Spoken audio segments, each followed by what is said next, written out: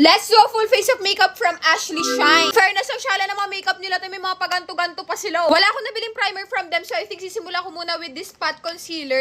Trio na siya. Hindi ko alam kung saan yung ka-shade ko dito. Pagkahalo-haluin ko na lang silang lahat. Ito na yung gagamitin ko as primer. Next, for my foundation, meron akong dalawang shade dito. I think mukhang parehas silang maputitig na. Pero I think si number 2 na lang yung gagamitin ko. Grabe, parang sobrang puti ng itsura nito sa akin. In fairness, mas mabango to kaysa dun sa Lamelia na tinry ko noon. For my bronzer, I think itong concealer na lang yung gagamitin ko na medyo dark. Hopefully, gumana to. Parang ka-shade ko nga lang siya eh. And then, blend ko lang din to gamit yung aking spine. Wala akong nabiling cream blush from them, so I think itong lipstick na lang yung gagamitin ko. Mukhang okay naman yung shade niya. I-apply ko lang siyang ganyan. Again, blend ko lang to with a spine. Oh, in fairness, maganda itsura. Next is concealer ulit. Meron pa akong isang concealer dito. Tingnan nyo, syala na itsura niya. Ito yung gagamitin ko sa aking under eye. Feeling ko walang nangyayari. Papatungan ko na lang siya ng konting ganto. Next step is powder. Meron akong dalawang powder dito. Isang pressed powder at isang loose powder. For my under eye, si loose powder yung gagamitin ko. Since ganito naman talaga yung ginagamit ko pang set ng under eye. Syala ng powder nila to sobrang fine. Parang sinip-sip lang siya agad nung balat ko. And for the rest of my face, yung pressed powder na yung gagamitin ko. So far, so good. Marami-rami pa yung natitirang makeup dito kaso kulang na sa time. So go to part 2.